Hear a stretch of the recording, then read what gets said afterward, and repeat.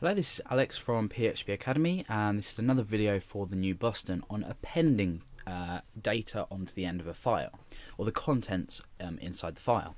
So we've already established, we've opened up names.txt with the property of write, so we're writing to it. We've written the name Alex and Billy, and we also have closed the file and then given a written confirmation. So what I'm actually going to do now is I'm going to open up the file itself. So yeah, names.txt. Now what happens if I want to add to this list?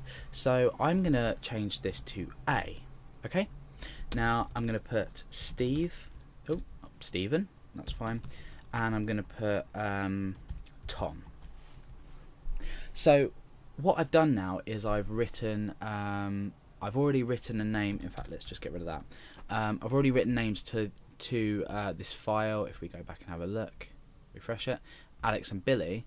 Now what I want to do is say another line break after Billy, write the name Stephen, and then another line break. And this is appending, whereas before if we were doing W, it would overwrite everything in the file. So if we use A and we go back and we click on file, we can see that it's simply added it to the end of the list. Now if we go back, I'll show you an example in case you haven't caught it. If I was to just do a W, now watch what happens when I run the file. So file.php, we go back, you can see now that we just have the name Stephen and we have that line break before that. So you can now understand the importance of using the W or the append. Now why do we have these two features? Obviously we need to at one instant we need to open up a file and write to it, and then we close it and we may never need to use it again. However, in most cases we'll be opening up a file and rewriting names to it, and I'm going to give you a real life example. Let's we'll just tighten this code up a bit here, and we're going to keep it as append, but I'm going to get rid of this just here for now.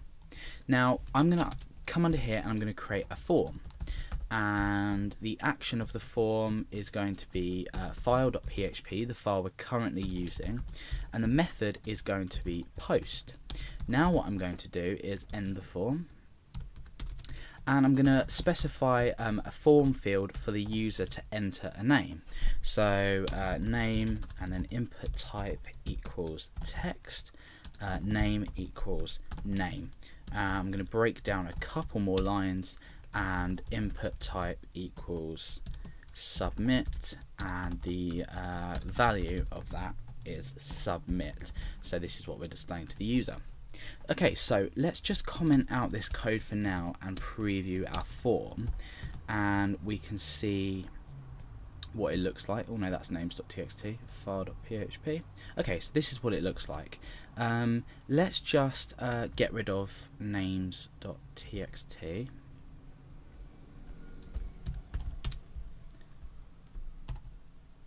Okay, so we've got rid of names.txt. If we open up the browser, we can see that that's now gone. Now, what we need to do is we need to this data is automatically going to be posted, as we've seen before with file handling.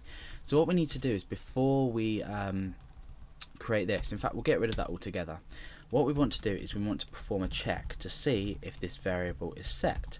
So if name is set, remember we're posting this from here, so we're using the $_post because we've set the method to post, and we're using the isSet function to check this has been set. So if it has been set, we can specify this variable. So I'm going to say name equals $_post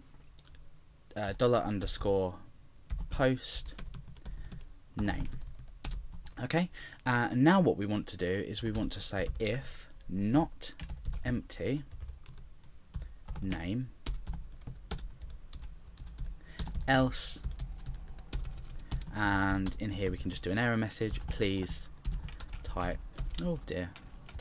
a name. Okay, so in here what we want to do now is, if the user has entered a name, we're all okay, so we can just test the functionality of this now. Click on file.php. So I'm going to type in a name, Alex. Click submit. So that's okay. If we don't type anything in, it prompts us to type a name. So this is all very well and good, but now we're inside here, what do we want to do? We want to open up a handle and we want to open names.txt. And we want to open up this to append. Now what we want to do is fwrite, and we want to write to handle. So what data do we want to write to this? We want to write name. Now we want to append on a line break, so a backslash and n. So all the functionality of this program is we're asking the user to enter names, and every time they click submit and they submit a new name, it's going to write it to a new line in this file. So this is a real life example of where you can store data for your user input. Now we're going to say fclose, the all important fclose, and we're going to say handle inside that. So now let's check if it works. At the moment, if we go back to our file handling directory, we've got no names.txt.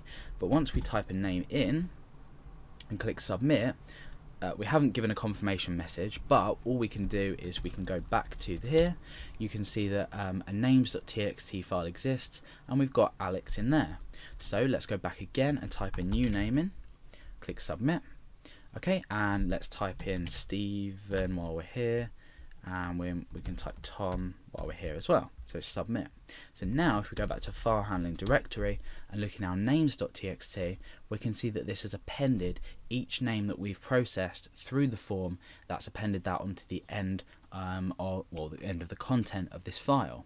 So that's about it for appending.